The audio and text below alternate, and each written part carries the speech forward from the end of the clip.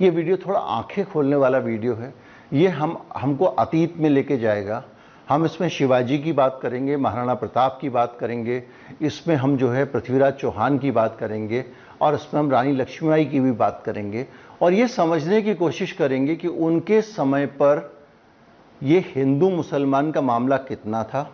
और मुझे लगता है कि इससे आपको काफ़ी हद तक मदद मिलेगी ये समझने में, ये जानने में कि हमारी विरासत क्या है। और जिन हिंदू नायक जो हैं इतिहास के, चाहे वो राणा प्रताप हों, चाहे वो शिवाजी हों, चाहे वो महारानी लक्ष्मीबाई हों, क्या सचमुच वो उस तरह के वातावरण में, उस तरह की नफ़रतों के बीच में रहते थे जो आज दिख रही हैं? क्या सचमुच उनके लिए मुसलमान अछूत थे? क्या मुसलमानों को वो दुश्मन मानते थे? आपके लिए चौंकाने वाली बात, शिवाजी औरंगजेब से लड़ते थे, लेकिन उनके दोस्त कौन से, ये आपको इस वीडियो में पता लगेगा। मैं इस बातचीत को बहुत आगे ले जाने के लिए, चूंकि मैं ज़्यादा जानकारी देने वाला हूँ, इसलिए इसको क्रिस्प रखना चाहता हूँ। मैं आपको शुरुआत कर रहा हूँ शिवाजी से। शिवाजी औरंगजेब से लड़े, लगातार उनकी औरंगजेब के साथ में लड़ाइयाँ हुई, और उन्होंने जो आगरा के किले में कैद हो गए, वहाँ से निकले, बहुत सारी चीज़ें। और उसके कारण लोगों ने इसको, जो आज के लोग हैं, देखिए हम लोग इतिहास किताबों से नहीं पढ़ते हैं। हम लोगों के साथ ये हो गया कि हम सोशल मीडिया पे जो कुछ आ जाए, और जिसके पास में सोशल मीडिया पे झूठी सामग्री बनाने के बाद, जिन लोगों के पास भी 10,000 15,000 लोग हैं, जिसके पास 8-10 हज़ार लोग हैं, वो लोग अपने अपने तरीके से जानकारियां आपके पास रखते हैं। सभी पार्टियों के पास सोशल मीडिया सेल है, वो अपना रंग डाल के इतिहास, समाज विज्ञान और घटनाओं को आप तक भेजते हैं, और हमारे पास में जो सूचना आनी चाहिए वो नहीं आ पाती है।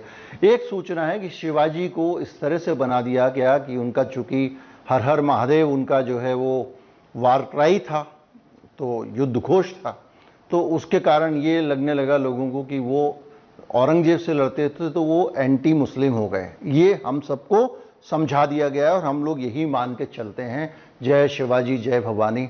लेकिन सचमुच शिवाजी के मामले में क्या था, ये इतिहास में जाएंगे तो आपको पता चलेगा। मैं आपको बहुत ज़्यादा उलझाऊंगा नहीं, मैं आपको सिर्फ ये बताऊंगा कि शिवाजी का जो तोप खाना था वो काफ़ी मशहूर था, और सब जानते थे कि शिवाजी के पास में जो बहुत बड़ी ताकत है उस तोप खाने की, उस तोप खाने की ताकत के पीछे सिर्फ एक आदमी था जो बहुत प्रिय था शिवाजी को, और वो उसी धर्म का था जिसके आदमी को धर्म के कारण, चूड़ियाँ बेचने के कारण पीटा जाता है, और उसका नाम था इब्राहिम खान। जो शिवाजी के तोप खाने का इंचार्ज था उसका नाम इब्राहिम खान था, और उसके साथ में शिवाजी की फौज जो थी उसमें 30 से 35% मुसलमान होते थे। 30 से 35%, 2, 4, 10, 20% नहीं, 30 से 35%। आप इससे अंदाज़ा लगा सकते हैं, अगर शिवाजी के मन में मुसलमानों के प्रति कोई नफरत होती, या वो जो मुसलमान उनकी फौज में काम कर रहे हैं उनके अंदर कोई सांप्रदायिकता की भावना होती, तो वो औरंगजेब के लिए काम करने लगते, और शिवाजी के मन में कोई सांप्रदायिकता की भावना होती तो उनको अपने यहाँ काम पे नहीं रखते। 700 पठान थे, अफगानिस्तान के पठान, जो शिवाजी की सेना में थे। ये बात मैं आपको बाकायदा इतिहास के जरिए से कह रहा हूं। शिवाजी के जो दोस्त थे, ये तो हो गए मुलाजिम, कर्मचारी और उनके सैनिक और उनके आसपास के नज़दीकी लोग।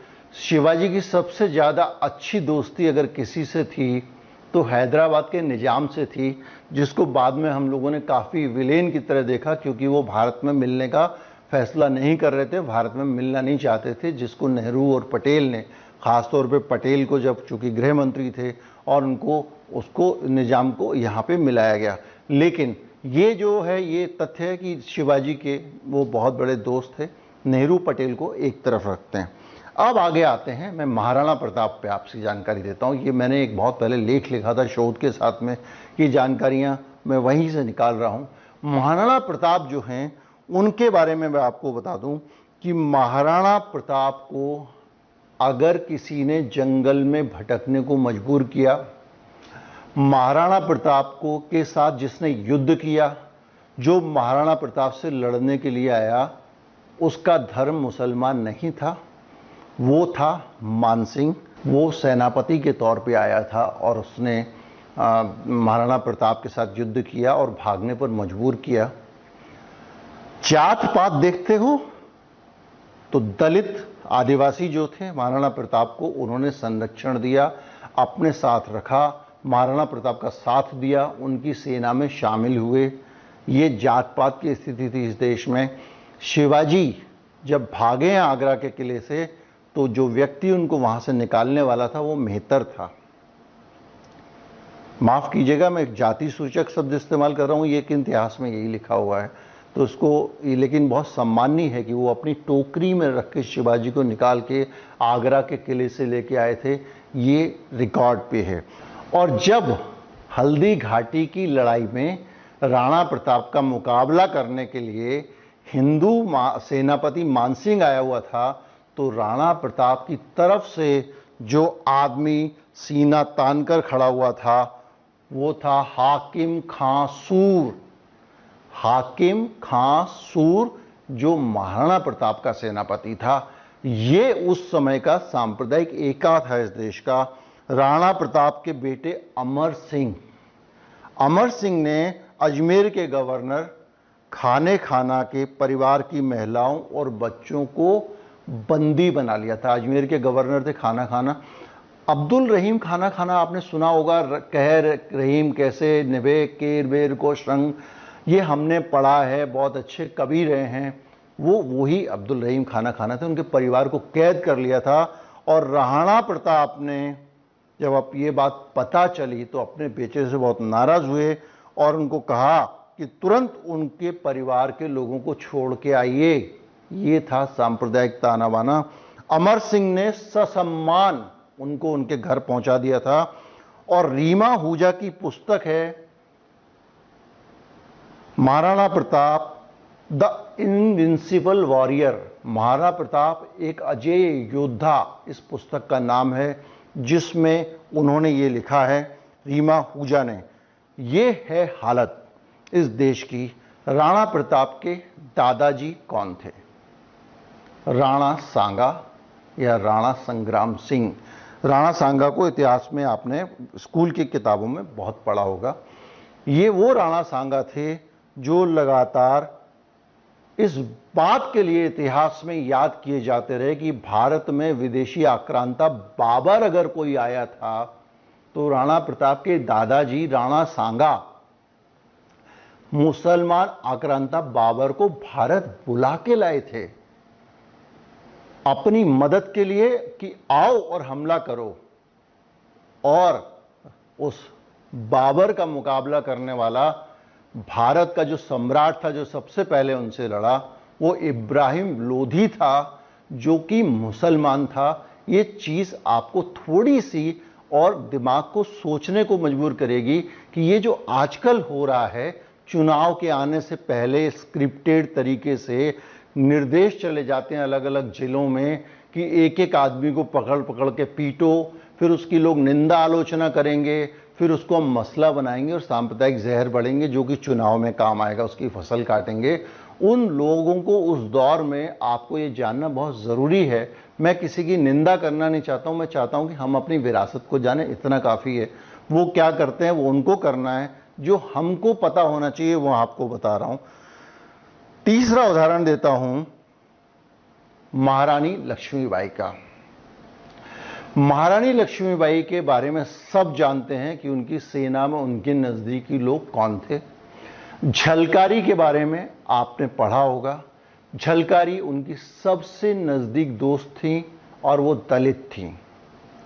कड़क बिजली रानी लक्ष्मीबाई की एक ऐसी तोप थी जिसकी दूर दूर तक धमक थी और वो तोप शान थी झांसी स्टेट की। और ये माना जाता था कि रानी लक्ष्मीबाई के पास कड़क बिजली है तो उनके पास फटकना भी नामुमकिन है। और उस कड़क बिजली जो थी उसको संभालने की जिम्मेदारी जो सबसे इंपॉर्टेंट आदमी था रानी का तोपची, उनका नाम था गुलाम गौस खां।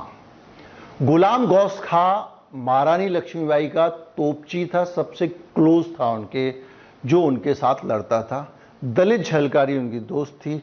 ये एक चीज़ जो हम आपको बताना चाहते हैं कि इस देश में कभी भी जाति के आधार पर और धर्म के आधार पर उतना बुरा भेदभाव नहीं रहा जो तस्वीर आज हमारे सामने प्रस्तुत की जाती है। सबसे ज़्यादा जो सैनिक महारानी लक्ष्मीबाई के साथ लड़कर मरने वाले थे वो मुसलमान थे, ये भी इतिहास में दर्ज है।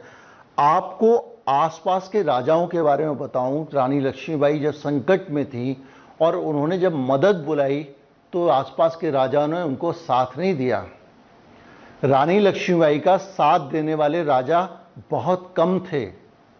अगर उन्होंने साथ दिया होता तो स्थिति कुछ और होती। लेकिन बांदा के नवाब जब उनको रानी लक्ष्मीबाई ने जैसे ही कहा कि भैया सैनिकों से मदद चाहिए, तो 10,000 सैनिक उन्होंने झांसी की रानी के लिए रवाना कर दिए थे। ये इतिहास में है। बुंदेलखंड के कई राजाओं ने हाथ खड़े कर दिए थे, रानी का साथ देने से मना कर दिया था। और ग्वालियर के सिंधिया ने जो गद्दारी की वो तो इतिहास में दर्ज है। झांसी की रानी के साथ लड़ने गए 500 लोहागढ़ के सैनिकों का किस्सा आपने इतिहास की किताबों में खूब पढ़ा होगा। ये वो सैनिक थे जिनकी अंग्रेजों ने जब गर्दन काट दी तो कटी गर्दन के साथ तलवार चलाते रहे और उनके डर के मारे अंग्रेज फौज भाग खड़ी हुई थी। वो कटी गर्दन से कत्लेआम कर रहे थे। ये इतिहास में दर्ज है। लोहागढ़ के सैनिकों के बारे में आप गूगल करिएगा, आपको पता चल जाएगा। ये हमारी विरासत है, ये हमारे देश का इतिहास है। ये वो चीज़ें हैं जो हमको पॉलिटिकल रीजन से हमसे छुपाई गई हैं। और जो लोग गंगा जमुनी तहजीब का मजाक उड़ाते हैं वो ये पढ़ लें कि आपकी की पूरी राजनीति, आपका पूरा का पूरा विमर्श और ये जो आपका जोश है वो इन्हीं 4-5 लोगों के बीच में घूमता है। राणा प्रताप, महारानी लक्ष्मीबाई, शिवाजी, इन्हीं की तो बात करते हैं आप। इन्हीं को तो आप अपनी राजनीति में बेचते हैं और इनकी हकीकत आप छिपाते हैं। क्यों छिपाते हैं? ये सच मैं आपको बता रहा हूँ। इसके आगे मैं आपको और आगे लेके आता हूँ। पृथ्वीराज चौहान की तरफ चलते हैं। उनको भी बड़ा भारी हिंदू आइकन है वो, उनको हिंदू विरासत का बहुत बड़ा नेता माना जाता है। पृथ्वीराज चौहान के पिता सोमेश्वर चौहान अजमेर के राजा थे। उनका विवाह दिल्ली के अनंगपाल तोमर की तीसरी बेटी के साथ हुआ था और उन्होंने फैसला किया कि पृथ्वीराज चौहान को वो अपनी विरासत सौंप देंगे। ससुराल की विरासत पृथ्वीराज चौहान को अनंगपाल जी ने सौंपने का फैसला किया और इसी को लेकर उनकी मौसी के बेटे के साथ में इस तरह की अनबन हो गई। और मौसेरे भाई जयचंद ने, इसमें बहुत सारी दूसरी कहानियां भी हैं कि संयोगिता जयचंद की बेटी थी पृथ्वीराज चौहान ने, जो वो एक अलग चीज़ें हैं। लेकिन मैं आपको हिंदू मुसलमान के टॉपिक पे रहना चाहता हूँ। तो जयचंद ने बाकायदा किस तरह से मोहम्मद गौरी को पृथ्वीराज चौहान के खिलाफ इंफॉर्मेशंस दी, जानकारियां दी, लड़ने में मदद की और बुला के लाया क्योंकि वो बदला लेना चाहता था। उसको दिल्ली का राजपाट नहीं दिया गया था। ये सारी की सारी हमारे इतिहास की कहानियां हैं। मोहम्मद गौरी भारत आने से डरता था। भारत के जो हिंदू राजा थे उनको लेकर, उनके पराक्रम को लेकर उसने किस्से वहाँ सुने हुए थे और उसको लगता था मैं वहाँ जाऊँगा तो ये राजपूत राजाओं से जूझना मुश्किल हो जाएगा, तो आता नहीं था। उसको जो जोश दिलाने का काम किया वो जयचंद ने किया। चूँकि 1934 में सुहेलदेव ने सालार जंग की सेनाओं का सुपड़ा साफ कर दिया था, इसके कारण बहुत खौफ फैला हुआ था पूरी दुनिया में। उनको लगता था कि राजपूत बहुत खतरनाक होते हैं। लेकिन हमारे जो है जयचंद ने कहा नहीं। तो यहाँ पे भी आप देखिए, एक हिंदू जयचंद एक मुसलमान मोहम्मद गौरी को बुलाता है। और ये जो है आप इससे अंदाज़ा लगाइए, आप एक बार समझने की कोशिश कीजिए। राजा का धर्म, देखिए इस चीज़ को समझिए, क्लास कैरेक्टर होता है, वर्ग चरित्र होता है। राजा राजा होता है, उसका कोई धर्म नहीं होता। वो अपने फ़ायदे नुकसान के लिए हिंदू और मुसलमान, सिख और ईसाई के कैलकुलेशन कर सकता है। अगर उसको लगता है कि मुझे मुसलमानों से फ़ायदा है तो मुसलमानों को साथ रखेगा, उसको लगता है मुझे हिंदुओं से फ़ायदा है तो हिंदुओं को साथ रखेगा। आज के राजा को अगर लगता है कि उसकी पॉलिटिक्स के लिए मुसलमान और हिंदुओं को बांटना जरूरी है तो वो बांटेगा, लेकिन हमको ये पता होना चाहिए कि हमारे देश में हमारी विरासत क्या रही है। हम लोग कभी भी हिंदू मुसलमान के नाम पे लड़े नहीं हैं। हम लोग इस तरह से जो आज लोगों को पकड़ पकड़ के पीटा जा रहा है इलेक्शन आने से, ये तालिबान से इसका संबंध नहीं है, उससे पहले से ये सिलसिला शुरू हो गया था। इसका संबंध चुनाव से है, ये स्क्रिप्टेड होता है, हर चुनाव से पहले होता है। 25-50 लोगों को पीटा जाता है और उसके बेसिस पर उसके वीडियो बनाते हैं। जो पीटने वाले वही लोग वीडियो बनाते हैं, उन वीडियो को एक खास दफ्तर में भेजा जाता है, उस दफ्तर से उनको वायरल किया जाता है। ये सब जानते हैं और मैं उस पर इसलिए जाना नहीं चाहता था कि जब आप किसी की आलोचना करो, निंदा करो तो माहौल ख़राब हो जाता है और आप वीडियो में जो जानकारी दे रहे हैं वो तो एक तरफ रह जाती है और जिनका भी सॉफ्ट कॉर्नर उन पार्टियों के प्रति होता है वो कूद के आ जाते हैं और वो फिर उनका अपना भी मज़ा ख़राब होता है, लड़ना शुरू कर देते हैं। मैं अच्छी बातें बताना चाहता हूँ, मैं सिर्फ ये बताना चाहता हूँ कि ये हम देश हैं, ये भारत है। पृथ्वीराज चौहान, राणा प्रताप, महाराणा प्रताप, शिवाजी, ये सब लोग, रानी लक्ष्मीबाई, इनके मन में हिंदू मुसलमान नहीं था। बढ़िया से जिए, बढ़िया से रहे और उनको कभी कोई किसी ने कोई गद्दारी ना हिंदू ने की ना मुसलमान ने की, सब चैन से रहे। और जो गद्दारी की अपने ही लोगों ने की, अपने ही धर्म के लोगों ने की। राणा सांगा बुला लाए थे, उधर उन्होंने जयचंदा ही कर दी थी। तो ये पूरी कहानी है जो मैं आपको बताना चाहता था। ये हमारे देश का इतिहास है। उम्मीद करता हूँ इस वीडियो से आपको काफ़ी जानकारी मिली होगी।